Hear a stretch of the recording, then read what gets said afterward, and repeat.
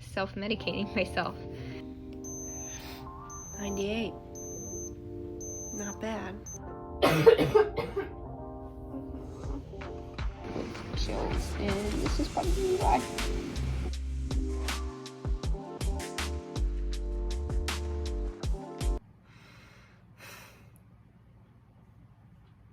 I have COVID.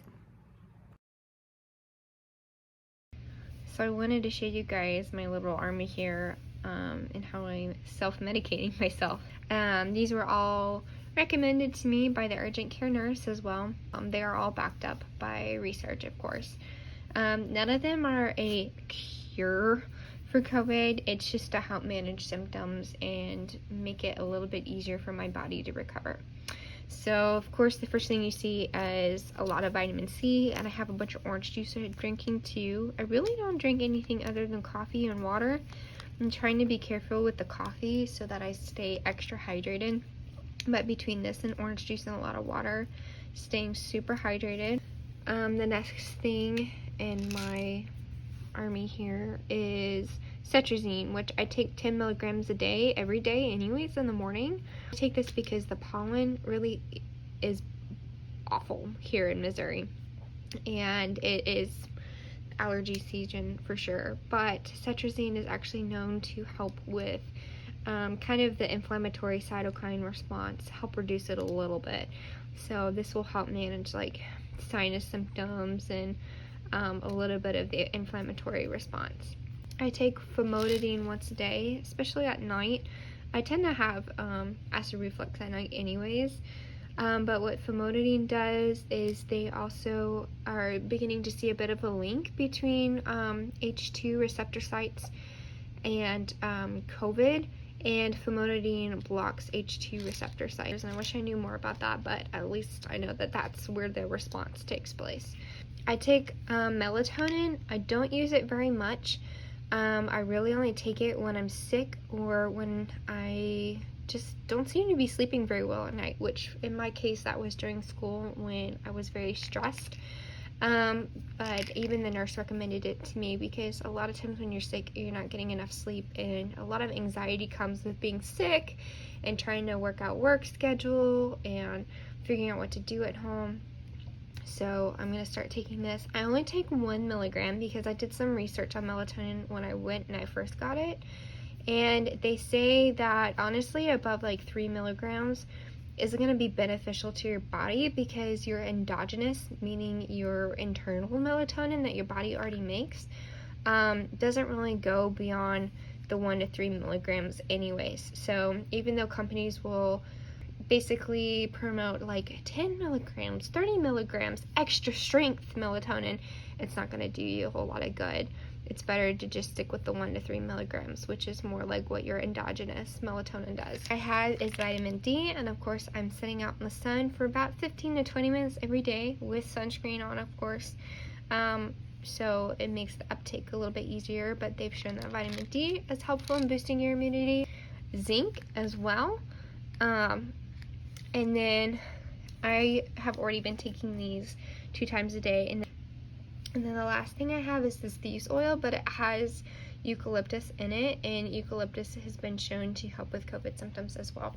So I'm going to put this in the diffuser while I do yoga. And just a disclaimer, I don't feel like essential oils are like a cure-all or even a cure at all, but I definitely believe in holistic health. And as you can see, all of this is very holistic, especially with vitamins and supplements. I also wanted to mention one more thing that I'm incorporating in my yoga, and I don't know if you guys have heard it, but some patients get proned, which means they get put basically like flat on their face with obviously their face open and exposed so that they can still be vented, they can still breathe. It's best to sleep on your stomach. That way it lets the back of your lungs expand better. And I cannot handle sleeping on my stomach. I just can't. But I can handle being on my stomach for a couple times during the day, including during my yoga time.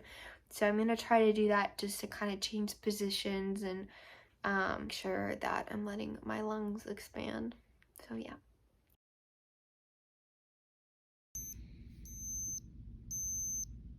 It's getting there.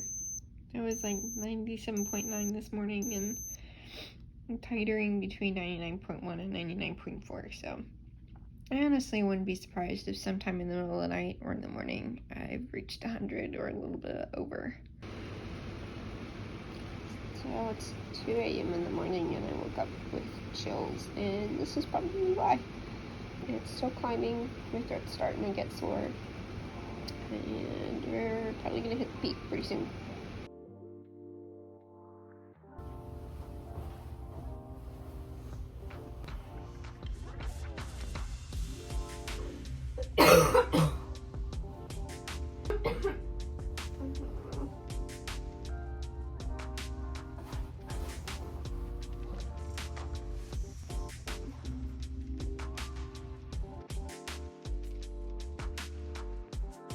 So this is honestly the reality of my room.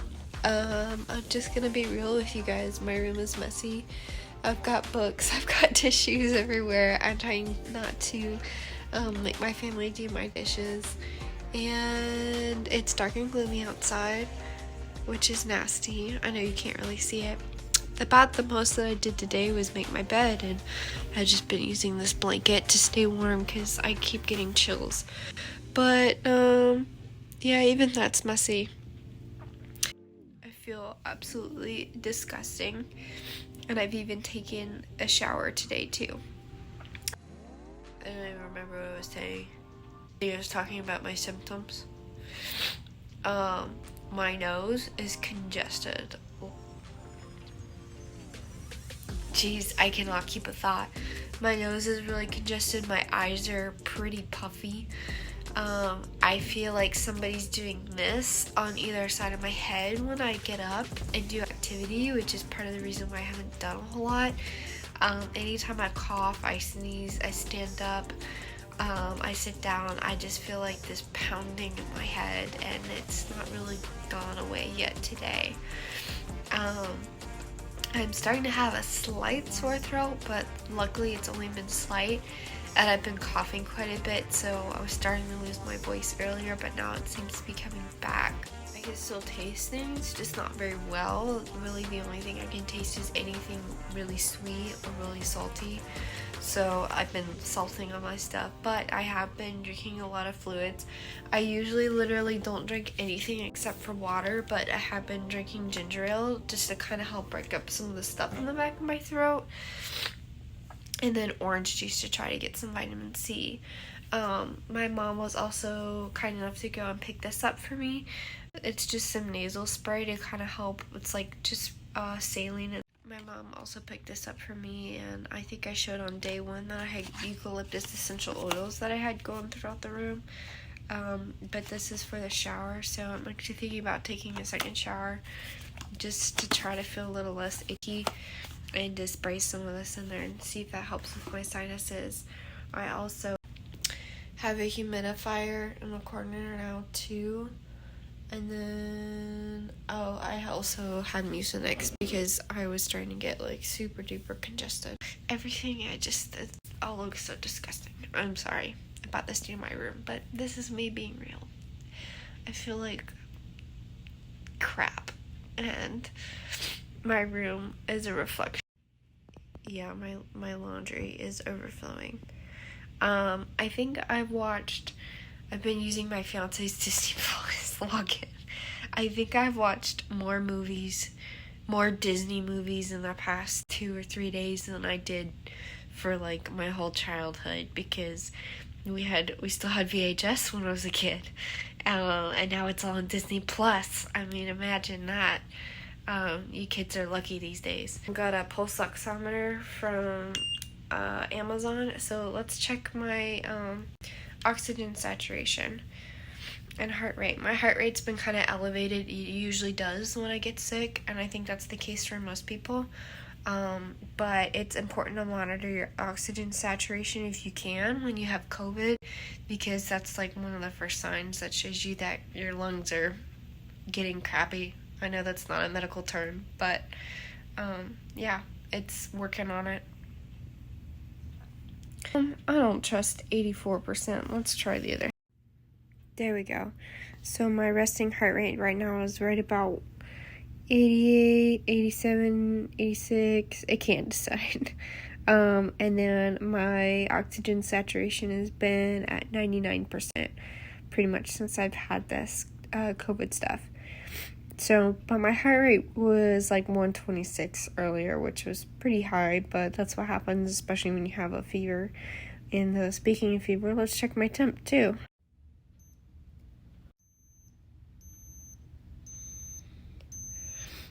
98. Not bad. So, for those of you in nursing school, just in case you're wondering, technically, you don't have a fever until it reaches, I believe, 100.3 is when we finally consider it having a fever or temperature.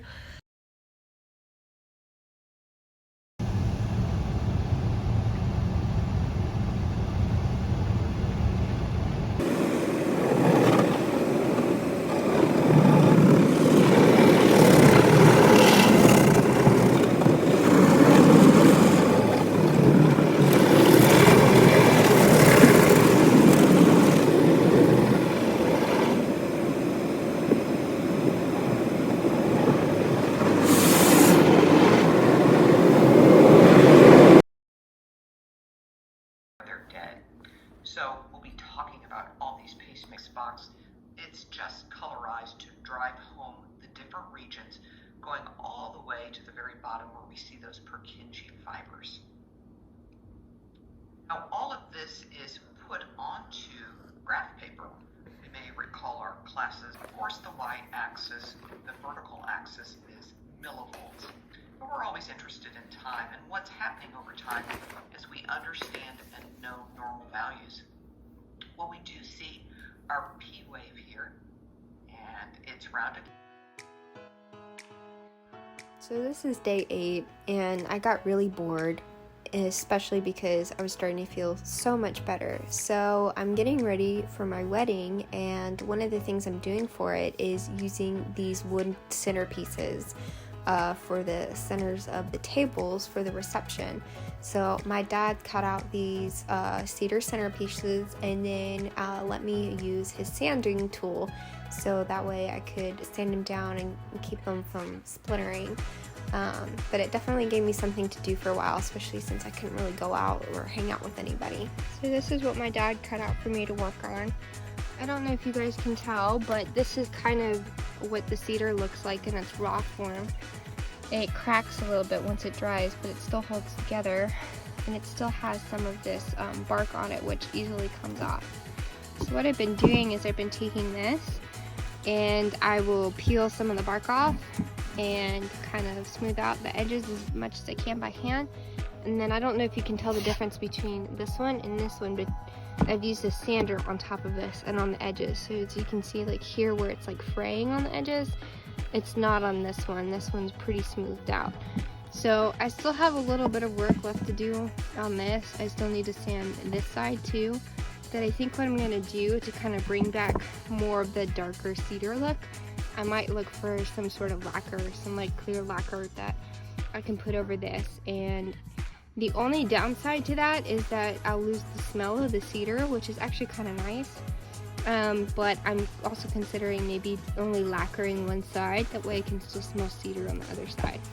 But yeah, this was a tree that, I mean, we have lots of trees in our backyard. I'm not just gonna cut down any tree for anything, but this is saving us a lot of money, and it's an easy DIY, and there will be many uses for it later. So yeah.